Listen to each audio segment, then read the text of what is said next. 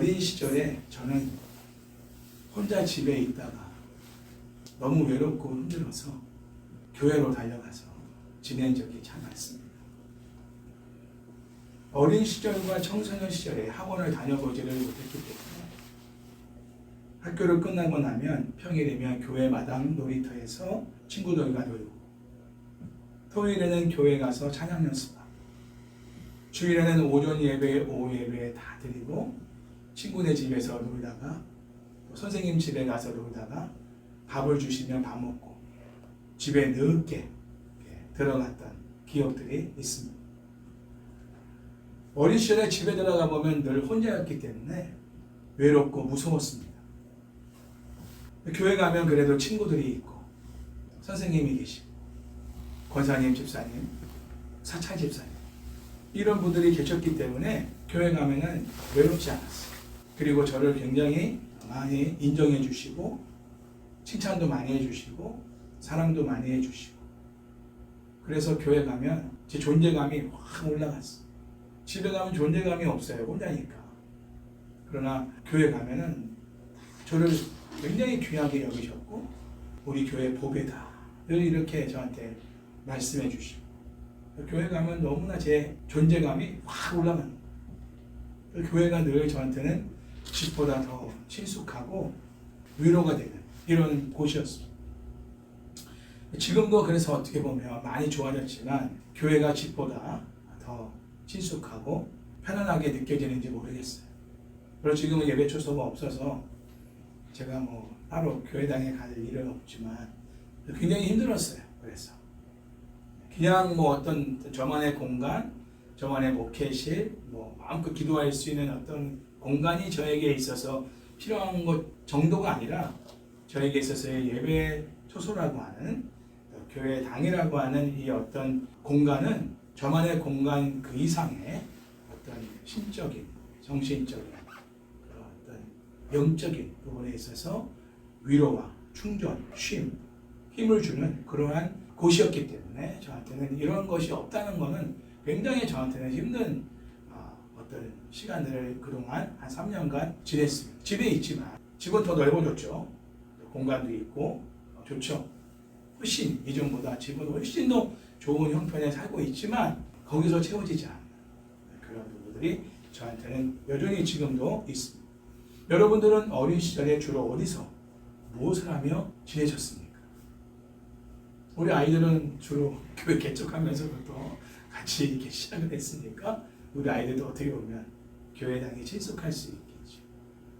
우리 하영이도 어렸을 때 저 한가족계 3층에 있었던 예배 초소가 있었기 때문에 유아실에서 목사님과 함께 공감하고 동물도 재현도 하고 목사님 등에 올라타서 기도도 받고 같이 둘이서 1대1로 공감하면서 하영이랑 즐겁게 지냈던 이런 시간들이 굉장히 어린 시절에 중요합니다. 우리 어르신들은 어떠세요? 예배당이라는 교회라고 하는 곳이 친숙하시죠? 그러나 다시 그런 문화를 줄 수 있는 이런 상황이 돼야 된다. 그리고 친구들이 같이 와서 예배당에서 놀고 공부도 하고, 요즘은 놀 곳이 너무 많아서 교회 와서 노는 아이들이 별로 없지만 다른 부분에서 교회당이라는 것이 아이들 때, 청소년 때 참 따뜻하게 교회만 가면 사랑받고 위로받고 그런 아이들은 나중에도 다시 교회로 오게 돼 있어요. 어쨌든 그런 공간적인 걸 떠나서 그 안에 계신 또 함께 하시는 여러 성도님들과 그리고 그 안에서 이렇게 나눠지는 사랑의 교제, 그리고 무엇보다 하나님을 예배하는 현장, 그곳에 임재하시는 하나님의 임재를 아이들이 어려서부터 경험하고 자라가는 것은 굉장히 중요합니다. 예수님의 어린 시절이 그랬습니다. 자, 예수님이 12살 때까지는 어린 시절에 어떻게 지냈는가? 누가는 간단하게 정리했어요. 40절 말씀을 다시 한번 읽어보면 어린 시절, 12살까지의 어린 시절의 예수님의 모습입니다. 많이 기록되고 있지 않아요. 같이 한번 읽어볼게요. 아이가 자라며 강하여지고 지혜가 충만하며 하나님의 은혜가 그의 위에 있더라. 이 짧은 말씀이지만 되게 중요한 걸 함축하고 있어요. 제가 그걸 발견했어요. 그리고 예수님의 30살까지 공생애를 시작하는 이 시점인 30살 청년 시기까지의 그런 예수님의 어떤 일상을 일목요연하게 누가가 정리한 것이 52절입니다. 청소년 청년기. 자, 52절 한번 마지막 절이죠. 읽어볼게요. 예수는 지혜와 키가 자라가며 하나님과 사람에게 더욱 사랑스러워 가시더라. 조금 더 추가된 게 있어요. 12살 때까지의 예수님의 어떠한 모습을 이렇게 표현하고 있는 내용과 청소년 청년기까지의 그 예수님의 그 어떤 모습을 딱 한 절로 정리한 이 모습에서의 차이점이 또 있어요. 그것도 이제 제가 설명을 해드리겠습니다. 예수님은 어린 시절부터 청소년 청년 시절까지 하나님 아버지와 육신의 부모님의 말씀에 순종하는 삶을 하셨습니다. 여기도 이 말씀이 나오죠. 이제 51절 보면은 예수께서 함께 내려가사 나사렛에 이르러 순종하며 받드시더라. 그렇죠? 네. 그러니까 하나님 아버지만을 아버지로 여기고 하나님께만 순종하는 게 아니라 육신의 부모 요셉과 마리아에게도 어린 시절 청소년 청년 시절에 예수님을 철저하게 순종하는 모습을 보여줍니다. 부모님에게. 그리고 예수님은 어린 시절과 청소년 청년 시절에 하나님의 지혜와 육신의 키가 자라간다. 그 강하여졌다. 그리고 하나님과 사람들에게 더욱 사랑스러운 존재가 되셨다는 거예요. 결과론적으로. 그리고 공생애를 시작하십니다. 그냥 어디 저 구석에 그냥 있다가 별 볼 일 없는 존재로 계시다가 갑자기 딱 나타나가지고 공생애 시작을 하신 게 아니에요.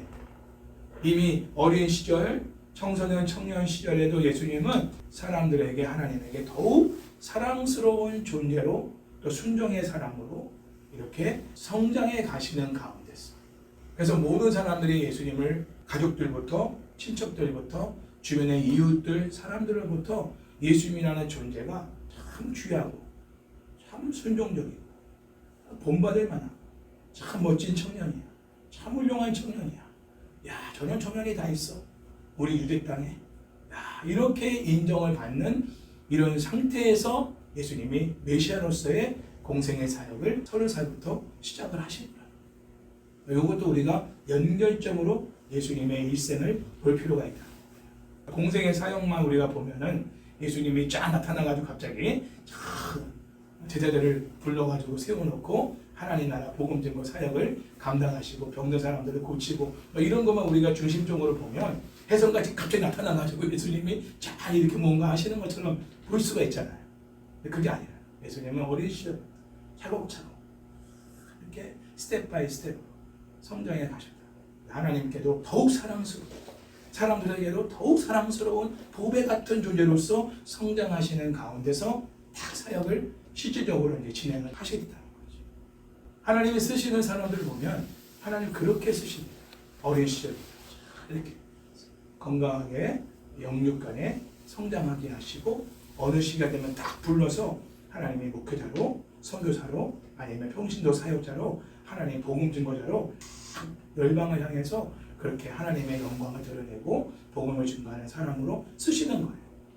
또한 예수님은 어린 시절과 청소년 청년 시절에 하나님의 은혜가 항상 예수님 위에 임했다는 거예요. 저는 이 부분을 굉장히 중요하게 여겨요. 예수님이 어린 시절에 12살까지 자라가면서 강해졌다. 지혜가 충만했다. 그 이유가 뭐냐 이거예요. 원인이. 부모님이 잘 키워서 잘 양육해서 좋은 학원에 가고 좋은 또 뭐 어디 운동시설에 가서 열심히 운동하고 그래서 강해지고 지혜가 충만해졌냐? 아니에요. 하나님의 은혜가 그 위에 임하였더라. 할렐루야.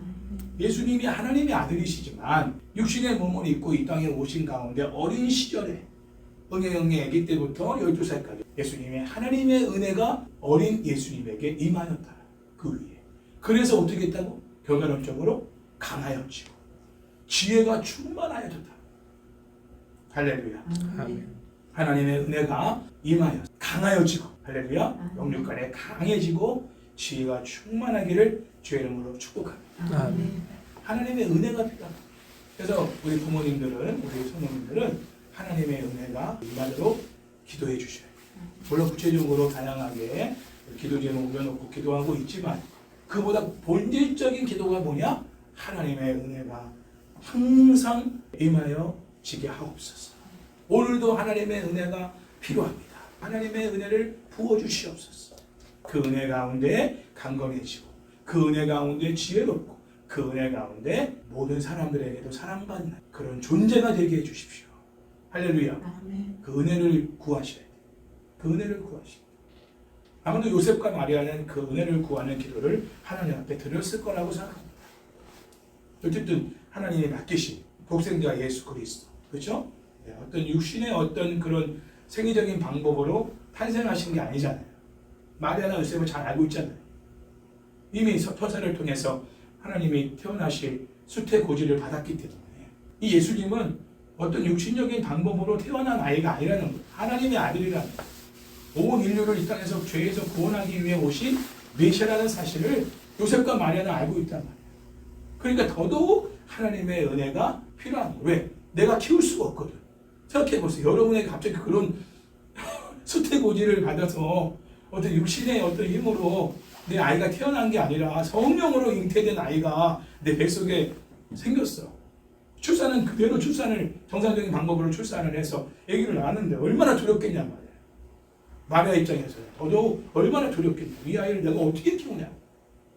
하나님 뜻대로 얼마나 하나님 뜻 가운데 앞으로 메시아의 사역을 감당할 이 예수님을 어떻게 내가 키울 수 있을까. 하나님의 은혜를 구하지 않으면 하루도 이 예수님을 양육할 수가 없었을 거예요. 그렇죠? 우리 어머니들 생각해 보세요. 우리가 아이를 낳아도 하나님의 은혜를 구하잖아요. 내가 이 아이를 키울 수 없는 존재라는 걸 아니까. 하물며 동정녀 마리아의 뱃속에 태어나신 메시아를 양육하는 부모 입장에서는 어떤 심정이겠냐. 자기들의 힘으로 할 수가 없고. 그랬을 것 같아요. 성경에 나와 있지는 않지만 그래서 하나님의 은혜가 늘 예수님 위에 임하였다. 확실히 예수님은 다른 어린아이나 청소년 청년들과는 구별된 면이 있으셨어요. 사실 제가 그 1세기 당시에 그 어린아이들에 대한 책을 읽고 있어요. 다 읽지는 못했지만 요즘 읽고 있는데 여러분 로마 시대도 그랬고 1세기 당시의 상황에서는요 어린아이가 사람으로 취급이 안 됐습니다.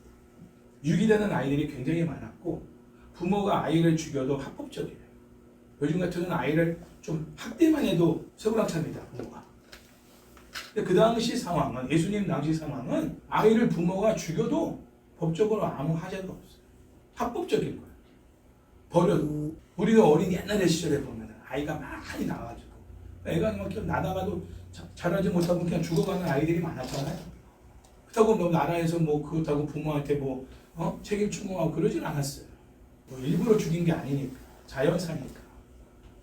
근데 이 당시는 더 했다는 거예요. 아이는 거의 뭐 노예 같은 수준으로. 그래서 여자와 아이는 그 당시에는 숫자의 개념으로도 치지 않을 정도로 그런 상황이었단 말이에요. 그런 상황에서의 예수님의 어린 시절이라는 거예요. 우리가 그 배경적인 부분을 가지고 예수님을 본다면 더 특별한 어린아이로 예수님이 보여졌을 거라는 거예요. 하나님의 은혜가 예수님 위에 임하여 어린 시절과 청소년, 청년 시절에 육체적으로나 정신적으로나 사회적으로나 영적으로 균형 잡히게 예수님이 성장하셨다. 뭐가 임하여? 하나님의 은혜가 임하여. 축복합니다. 하나님의 은혜가 임하여야 돼. 하나님의 은혜가 임하지 않으면 균형 잡힌 인생으로 성장할 수가 없다. 공부는 잘하는데 인성이 완전히 바닥인 사람이 이성은 또 너무 좋은데 또 실력은 너무 낮고 건강도 너무 안 좋고 뭔가 이게 불균형적인 뭐는 특출난데 뭐는 좀 떨어지고 그럴 수 있잖아요. 다 완벽하게 균형을 잡는 거는 진짜 이거는 육신의 부모의 힘으로는 그렇게 자녀를 양육하고 세울 수 없어요. 모든 부분에서 완벽한 아이를 만들 수 없어요. 우리 부모는. 사회가 그걸 허락하지도 않고. 그렇죠? 그 당시 상황은 동하잖아요. 그런데 하나님의 은혜가 어린 아이 예수님에게 임하니까 예수님이 이렇게 균형 잡힌 멋진 청년, 주님의 사역을 감당할 메시아로 성장할 수 있어요. 할렐루야. 뿐만 아니라 예수님의 어린 시절과 청소년 청년 시절을 보면 하나님의 집인 성전을 사모하여 성전에 찾아가서 사람들과 특별히 그 당시의 율법 교사들과 하나님 말씀을 나누고 듣고 교제하면서 예배의 삶을 사신 것을 알 수가 있어요. 예수님이 12살 전까지는 그 어린 시절에는 육신의 부모인 요셉과 마리아와 함께 유월절 절기나 뭐 어떤 그런 절기 예배를 드리기 위해서 예루살렘 성전까지 가서 예배를 드리고 돌아오고 그랬어요. 그래서 부모와 함께 가는, 부모님의 차를 타고 예배 드리러 오고 가는 거예요. 근데 이게 12세 딱 지금 이 되는 상황에서 예수님이 뭔가 다른 변화가 일어납니다. 예수님이 12살이 딱 되니까 이제 어떤 변화가 일어나냐면 예수님이 혼자 성전에 남아서 선생님들, 율법교사들과 함께 하나님의 율법의 말씀을 듣기도 하고 질문을 하기도 하고 또 예수님이 직접 그거를 말하기도 하고 이렇게 율법교사들과 교제를 나누시는 거예요. 12세가 되면서 그 듣는 사람들이 예수님의 대답하시는 말씀을 듣고 너무나 놀라는 거예요. 이건 아이로서는 이런 말을 할 수가 없는 거예요. 율법을 통달하시는 거예요, 예수님이. 율법 교사들이 막 정신이 바짝 들 정도로 이야 이런 것까지 깊이가 있네. 어떻게 이런 의미를 알고 있지 이 말씀에서 이런 뜻인지를 어떻게 알고 있지? 누가 가르쳐 준 거야 도대체? 와 신기하다. 이건 아니 영재 중에 영재야, 수재 중에 수재야. 이런 아이가 있어. 아마도 그 당시 율법 교사들은 이런 아이를 본 적이 없었을 거예요. 예수님과 같은 그 나이에 그런 아이를 본 적이 없을 거예요. 마침 유대 절기, 유월절 절기라고 나와 있는데 유대 절기에 이제 평상시와 똑같이 요셉과 마리아는 절기 예배를 드리기 위해서 나사렛 자기 동네에서 이제 예루살렘까지 이동을 합니다. 3일 길을 가죠. 가서 이제 절기 예배 드리고 본인들은 다시 집으로 돌아가는 거예요. 돌아가는데 당연히 예수님이 따라올 거라 생각하고 하루띠쯤 갔어. 하루띠쯤. 거의 이제 집이 다 왔어. 와서 이렇게 보니까 어린 예수님이 안 보이는 거야. 어디 갔지? 분명히 따라온 것 같은데 어디 갔어? 그래가지고 막 친척 집에 가서 물어봐. 또 아는 사람들한테 물어봐. 우리 예수 본 적 없어요? 우리 예수 어디 있습니까? 본 적 없습니까? 그러다가 다시 거꾸로 이제 예루살렘으로 올라오면서 예수님을 찾는 거예요. 올라오면서 거꾸로 이제 온 길을 다 돌아가면서 이제 예수님을 찾아본 거예요. 근데 어디까지 가냐? 다시 예루살렘 성전까지 간 거예요. 거기 가니까 예수님이 여전히 그때까지도 율법교사들과 율법에 대해서 말씀에 대해서 서로 듣기도 하고 질문을 하기도 하고 말하기도 하면서 계속 교제를 나누고 있는 거예요. 그러니까 이게 하루 일이 아닌 거예요. 최소한 이틀, 3일, 사흘이라고 나와 있으니까 3일 정도를 예수님이 성전에 계시면서 율법교사들과 계속 말씀을 서로 토론하고 나누고 있었던 겁니다. 몇 살에? 12살에. 그래서 이 마리아가 너무나 놀라가지고 이렇게 얘기하죠. 아이야, 어찌하여 우리에게 이렇게 하였느냐? 보라, 내 아버지와 어머니 내가 얼마나 너를 찾아낸 줄 아느냐? 왜 걱정을 끼치냐? 그래서 뭐하고 있는 거니? 그러자 아이 예수님이 어머니 마리아에게 이렇게 대답합니다. 어찌하여 나를 찾으셨나이까? 내가 내 아버지 집에 있어야 할 줄을 알지 못하셨나이까? 할렐루야. 아이 예수님이 육신의 어머니 마리아에게 대답한 말의 요지가 뭐냐? 분명히 당신은 아시지 않습니까? 그런데 어찌 나를 찾으셨습니까? 아이 예수님이 육신의 어머니 마리아에게 대답한 말 중에 중요한 내용이 뭐냐면 내가 내 아버지 집에 있어야 할 줄을 알지 못하셨나이까? 라는 질문입니다. 역질문이죠. 아이 예수님은 예수님 자신이 육신의 부모인 요셉과 마리아의 아들일 뿐만 아니라 하나님 아버지의 아들이라는 사실을 알고 계셨어요. 그러니까 하나님 아버지의 아들로서 내가 하나님 아버지의 집에 있는 것이 당연한 것이 아닙니까? 자, 그런데 원어에는 집이라는 단어가 없습니다. 여기 집이라는 단어가 있잖아요. 아버지 집에 있어야 될 줄을 알지 못하셨냐. 근데 원어에는 집이라는 단어가 없어요. 헬라 원문에는. 그 원문을 그대로 해석하면 이런 뜻입니다. 내가 내 아버지의 일들 가운데 관계하여야 할 줄을 알지 못하셨나이까. 다시 말하면 하나님 아버지에 대해서 나누고 그 하나님 아버지에 대해서 더 깊이 알고 하나님 아버지에 대해서 뭔가 그분이 하시는 일들에 대해서 내가 율법교사들과 함께 나누면서 그분과의 친밀한 교제와 관계 속에 있는 것에 대해서 당연한 것이 아닙니까? 하나님과의 친밀한 관계, 그분이 하시는 그 일들 가운데서 내가 함께 관계하는 것이 당연한 거 아니냐. 그렇게 하는 것을 알지 못하셨습니까? 이런 얘기입니다. 예수님은 부모인 요셉과 마리아와 함께 내려가서 그 다음에 다시 나사렛이라는 동네에 가서 순종하셨다. 자, 이런 얘기로 또 이제 51절에 나오고 있죠. 자신의 의지를 하나님의 뜻에 온전히 맡겨드리고 육신의 부모의 뜻에도 순종하는 예수님의 이러한 어린 시절의 모습을 우리가 보게 됩니다. 하나님이 원하시는 그 일에 어린 12살의 예수님은 함께 그 일에 동참합니다. 여기서 우리가 알 수 있는 건 하나님이 원하시는 게 뭔지를 알 수 있죠. 예수님을 통해서. 어린 12살의 예수님이 지금 율법교사들과 하나님에 관한 말씀을 나누고 있다는 거예요. 질문도 받고 질문도 하고 듣기도 하고 배우기도 하고 또 내가 깨달은 것을 말하기도 하고 우리 목장 모임처럼 이렇게 며칠 동안을 목장 모임을 하신 거예요. 근데 그게 바로 뭐냐? 하나님과 관계된 일이라는 거예요. 하나님의 일이라는 거죠. 내가 그 일 가운데 있는 것을 당연하게 여겨야 되는 거 아닙니까? 라는 거예요. 왜 그거를 놀라시고 걱정하시냐는 거죠. 그러면서도 다시 나사렛 동네에 본 집에 와서는 육신의 부모인 요셉과 마리아의 말에 순종하셨다. 이렇게 이제 나오고 있죠. 왜냐하면 그것도 하나님 뜻이니까. 예수님이 메시아라고 해서 육신의 부모를 함부로 여긴 게 아니에요. 내 앞에 절하라. 나한테 굴복해라. 진짜 메시아이신 예수님은 하나님 뜻을 받들어 육신의 부모인 요셉과 마리아에게도 순종하셨다. 이런 면을 우리 자녀들이 정말 본받을 필요가 있습니다. 왜? 그게 하나님 뜻이니까. 유교적인 게 아니고 불교적인 게 아니고 어떤 전통적인 게 아니에요. 가부장적인 어떤 그런 제도가 아니에요. 하나님의 뜻이란 말이에요. 내 부모를 공경하라. 다음 주 어버이 주일이 나오겠죠. 하나님의 십계명에 기록된 약속이 있는 첫 계명이란 말이에요. 내 부모를 공경하라. 그렇죠? 예수님은 육신의 부모에게도 순종하셨다.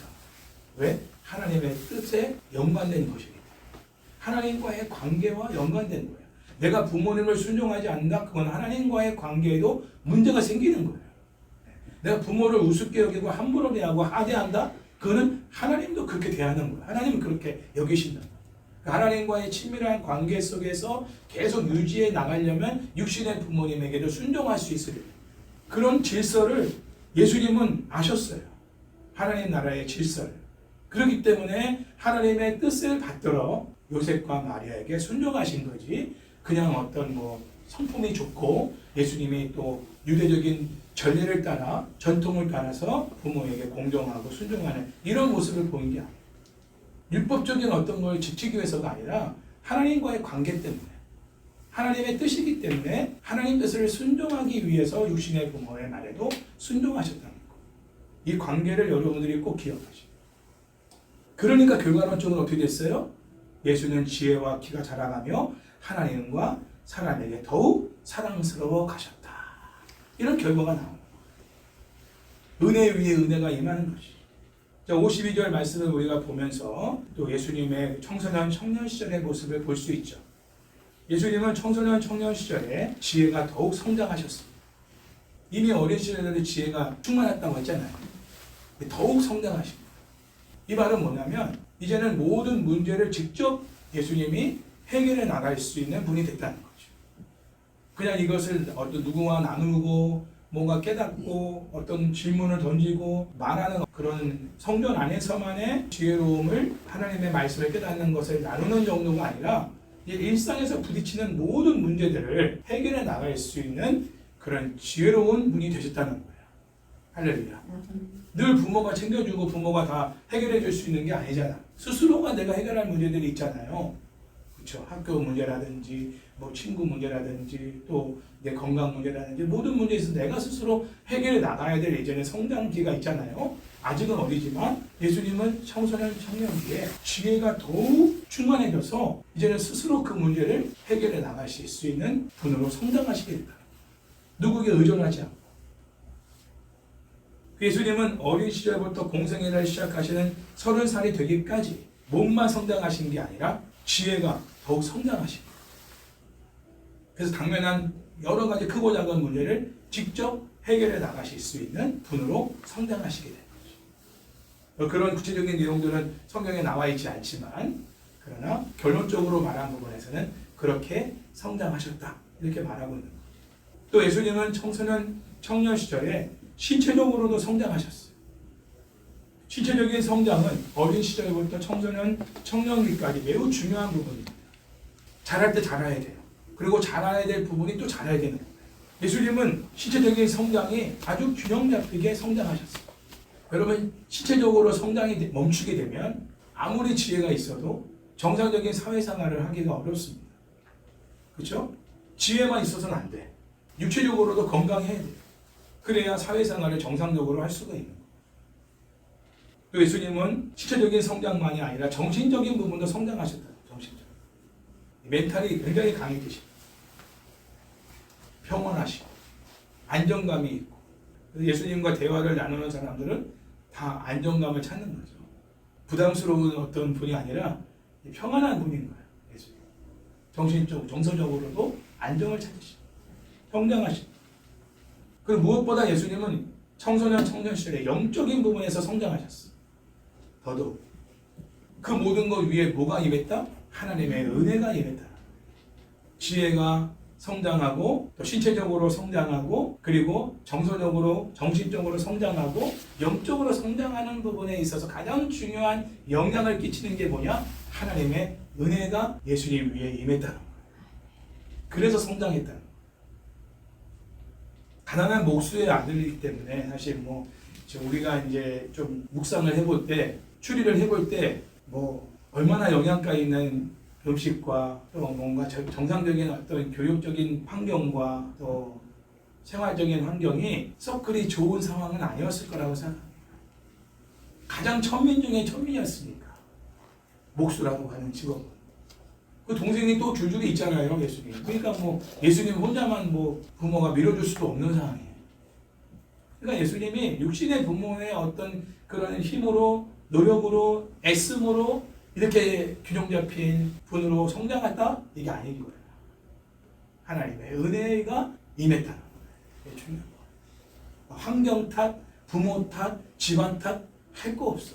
하나님의 은혜만 임하면. 가난한 목수의 집안에서도 이렇게 건강한, 또 건강하게 성장하는 멋진 청년으로 자랄 수가 있다는 거. 예수님을 통해서도 우리가 볼 수 있는 모습이다. 할렐루야. 자, 그 무엇보다도 제일 중요한 건 뭐냐? 하나님과의 관계에 있어서 더욱 친밀한 관계를 가지게 되셨다는 것. 그 결과 하나님과 사람들에게 더 사랑스러운 존재가 되셨다. 오늘 두 가지 가장 중요한 포인트가 뭐냐면 신체적 그리고 지혜 그리고 정서적 정신적 영적인 모든 부분에서 정말 이렇게 균형 잡히게 또 우리 청년들이 균형 잡히게 쫙 성장해서 하나님의 어떤 그런 공적인 사역을 딱 할 만한 상황까지 딱 완벽하게 균형 잡힌 어떤 청년으로 멋진 청년으로 성장하는 데 있어 가장 중요한 게 뭐냐? 하나님의 은혜가 임해야 된다. 날마다 뭐 어느 시기만이 아니야.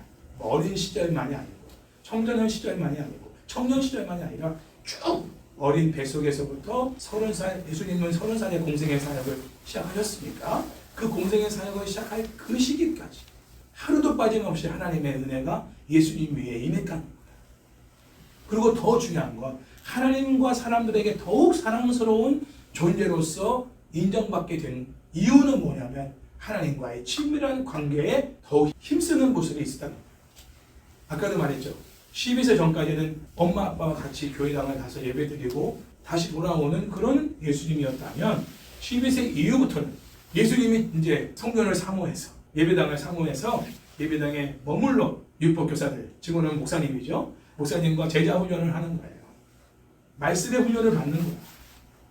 내가 궁금했던 거 물어보기도 하고 그리고 또 대답도 받고 그렇구나 배우기도 하고 또 질문도 하고 또 내가 깨달은 거 묵상한 것들을 또 나누기도 하고 이러면서 하나님과의 관계된 일을 힘쓰신 거예요. 예수님이. 그래서 결과론적으로 어떻게 되느냐? 하나님과 사람들에게 더욱 사랑스러운 존재로 성장할 수가 있었다. 그러니까 하나님에게 또 사람들에게 더욱 사랑스러운 존재로서 인정받게 되는 이유는 뭐냐? 하나님과의 친밀한 교제와 관계에 힘쓰는 것. 그리고 신체적, 지혜적, 정서적, 영적인 부분에 균형 있게 성장하는 부분의 가장 큰 이유는 뭐냐? 하나님의 은혜가 임했다는 것. 이 두 가지 포인트를 하나님께서 말씀하고 계신 거예요. 여러분 앞으로 자녀들을 양육하더라도 결혼해서 그러한 두 가지 포인트를 놓치면 안 돼요. 날마다 하나님의 은혜가 이 아이에게 임하도록 기도해야 되고, 그리고 하나님과의 친밀한 관계와 교제 속에 힘쓰도록 도와줘야 돼요. 그래야 하나님께도 사랑을 더욱 받게 되고 신음소리까지 하나님 들으시고 응답해 주시는 하나님과의 관계가 되는 거예요. 그렇죠? 그리고 사람들에게도 사랑을 받는 거예요. 어디 가든지 사랑받는 거예요. 인정을 받는 거예요. 고배로운 존재로서 네가 있으니 참 좋다. 네가 우리 회사에 오니까 참 교사가 살아나는구나. 네가 우리 집에 시집 오니 우리 집안이 이렇게 변하는구나. 어디 가나 축복의 사람, 형통의 사람, 행복의 사람으로 사람들이 나를 막 칭찬해주고 인정해주고, 물론 핍박하는 사람도 있겠지만 사랑해주고 인정해주는 사람들이 주변에 많이 생기는 거예요. 하나님과의 친밀한 관계, 성전에 떠나지 않고 예배당을 사모하면서 그곳에서 하나님을 예배하는 삶, 말씀을 묵상하고 그 말씀을 나누고 토론하며 말씀을 연구하고 그 말씀의 가운데 살아가고, 무엇이 하나님의 뜻인가 그 뜻을 알면 그 뜻을 행하고, 하나님 뜻 가운데 부모에게 순종해야 되니까 또 부모에게도 순종하는 이러한 모습을 예수님이 어린 시절부터 청소년 청년 시절을 살아가셨다는 거예요. 그래서 결국은 하나님께서 이러한 예수님의 어린 시절 청년 청소년 시기에 이러한 놀라운 복을 주신 것이죠. 할렐루야. 하나님의 은혜 가운데 지혜와 신체, 정신뿐만 아니라 하나님과의 친밀한 관계에 있어서도 더욱 성장하여 하나님과 사람들에게 더욱 사랑스러운 존재로 성장하기를 축복합니다. 축복합니다. 이것을 두고 진심으로 기도해 주세요. 날마다 하나님의 은혜가 임합니다. 우리가 아무리 잘 키우려고 해도 소용이 없어. 하나님의 은혜가 없으면 안 돼. 오늘도 은혜를 부어주옵소서. 학교 가는 뒤통수를 보면서 하나님의 은혜가 임할지어다. 다른 거 시간이 없으니까 아빠가 만약 시간이 되고 얼굴 볼 수 있는 상황이면 머리에 다 안수기도 지면서 하나님의 은혜가 임할지어다. 다 기도해 주고, 시험 보러 가는 날 하나님의 은혜가 임하여 주옵소서. 너무 감사한 건 뭐냐면, 사실은 우리 목장 모임 하면서 제가 솔직히 그때는 표현을 내가 과하게 안 했어요. 속으로는 막 너무 기뻐서 아싸 하면서 막 기뻐했는데 겉으로 표현을 안 했어. 뭐냐면 기도했던 거죠. 사실은 방학 때는 시간이 많으니까 매일 큐티하기가 뭐 그것도 쉬운 건 아니지만 그래도 할 수 있었다. 근데 학기가 들어가면 좀 어려울 것 같은 그런 마음을 얘기했어요. 내가 학교 가면 큐티하기가 좀 어려울 것 같다, 이런 얘기를 그 당시 했었거든요. 근데 이번에 내가 목장 모임을 가서 나누는데, 물론 이제 매일매일 하지 못할 때는 있어요. 솔직하게 얘기했어요. 주일날은 좀 제가 못합니다. 주일은 예배 드리고 목사님을 통해 말씀을 들으니까 또 말씀으로 또 묵상하면 돼, 그렇게 얘기를 했지만 지금도 학기 중에도 큐티를 계속 하고 있는 거예요. 할렐루야. 쉽지 않아요. 하나님의 은혜가 임한 거죠. 할렐루야. 우리가 뭐 하나 한다고 그게 되집니까? 막 혼내고 야단치고 야 큐티했어 뭐 이렇게 한다고 큐티하는 게 아니에요. 하나님의 은혜가 임했기 때문에 내 스스로 큐티를 하는 거죠. 할렐루야. 이미 은혜가 임한 거예요. 우리의 기도가 응답된 거죠. 할렐루야. 그 은혜를 구하는 거예요. 우리가 할 수 있는 건 하나님의 은혜를 부어달라고 기도하는 거지. 우리가 잔소리하고 야단치고 혼난다고 해서 그렇게 잘해주면 감사하지만 잘하지 않아요. 삐뚤어 나와. 오히려 반대로 가. 반대로. 그러니까 정말 기도, 하나님의 은혜가 항상 스스로 하나님을 찾고, 이 예배도 이제는 뭐 지금은 어쩔 수 없죠. 예배당이 없으니까. 저는 그래서 기도해요. 그래서 이제 엄마 아빠와 같이 차 타고 와야만 예배당에 오는 게 아니라 혼자서 와서 언니들과 찬양 연습도 하고 친구들과 와서 같이 교회 다녀서 놀기도 하고 공부도 하고, 모르는 거 있으면 언니들한테 물어도 보고, 목사님 고민이 생기면 목사님한테 와서 상담도 하고, 목사님 또 안수기도도 해주고, 이제 스스로가 예배당에 좋아가지고 막 와가지고 밤늦게라도 막 갑자기 너무 마음이 힘들면 교회당에 와서 혼자서 기도하다 가기도 하고. 할렐루야. 네, 가까이에 있어야 돼. 예배당에 혼자서 올 수 있는, 물론 예수님이 이렇게 며칠 걸려서 가야만 성전에 갈 수 있는 상황이었지만, 그래서 이제 스스로가 이제 예배당을 사모하고 예배를 사모하고 이렇게 정말 말씀 교육을 사모하고 그런 어떤 예수님의 은혜가 임하도록 그 부분까지도 우리 같이 기도할 필요가 있겠죠. 특히 우리 부모님들이 교육하면서 이겨내야 될 그런 유혹이 있어요. 세상의 유혹. 세상의 부모들은요, 자녀들을 다 어떻게 양육하냐면 자기가 원하는 목적과 목표를 이루기 위해서 자녀들을 양육합니다. 자녀가 원하는 것을 해주는 게 아니에요. 내가 원하는 것에 맞춰서 자녀들을 양육합니다. 특히 옛날의 부모님들은 자기네가 못 배웠기 때문에 못 배운 한이 있어. 내가 대학을 못 갔다? 내 자녀는 반드시 대학을 보내야 돼. 내가 만약에 서울대 연구대 못 갔어? 그러면 내 아들, 딸은 반드시 서울대 연구대를 보내야 된다. 이런 한 맺힌 것을 풀기 위해서 막 땅 팔고 소 팔고 해가지고 막 대학 보내고 공부시키고 그런 부모님들이 예전에 부모님들이 있었단 말이에요. 그것도 잘못된 교육이에요. 그리고 너 반드시 의사해라. 너 반드시 법관이 돼야 된다. 너 반드시 뭐 된다. 본인이 딱 정해놓고 그거 가게 만드는 거야. 그것도 잘못된 거야. 하나님이 그 자녀들에게 맞는 캐릭터가 있단 말이에요. 그렇죠? 그들만의 달란트가 있어. 그런 걸 찾아주는 거야. 이게 뭔가 하나님이 물론 우리의 DNA가 어느 정도는 들어가 있겠지만 꼭 그렇다고 해서 내가 사업가라고 우리 아이가 사업가로서 성장한다고 말할 수는 없는 거예요. 그 아이만의 독특한 하나님의 은사가 있는 그게 뭔가 특별히 잘하는 부분이 있단 말이야. 재밌어하는 부분이 있고 좋아하는 부분이 그게 뭔가 다 발견하고 그 부분을 집중적으로 이렇게 기도해 주면서 지원해 주는 그러면 그 아이가 그 하나에서 엄청난 그런 어떤 성장을 경험하면 그 하나로 끝나는 게 아니에요. 그 하나를 바탕으로 해서 그 다음 거 도전할 수 있고 또 그 다음 거 도전할 수 있으면서 거기서도 성취감을 경험할 수 있는 그런 내성이 키워지는 거예요. 자신감이 생기고 성취감이 생기는 거예요. 그래서 하나에서 먼저 성취감을 경험해 보도록 하는 거예요. 욕심 버리고 내가 원하는 어떤 그림과 모습의 자녀를 구상하면서 막 그렇게 막 주장질하면서 자녀를 양육하는 세상 부모의 어떤 그런 모습을 우리 내려놔야 돼요. 요셉과 마리아도 그렇게 예수님을 대했을 거예요.